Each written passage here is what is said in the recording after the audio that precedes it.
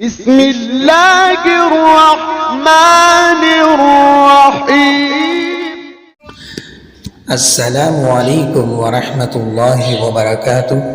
نماز فجر اور عصر کی پابندی۔ رسول اللہ صلی اللہ علیہ وسلم نے ارشاد فرمایا، جس نے دو ٹھنڈے وقت کی نمازیں یعنی نماز فجر اور نماز عصر ادا کی وہ جنت میں داخل ہوگا۔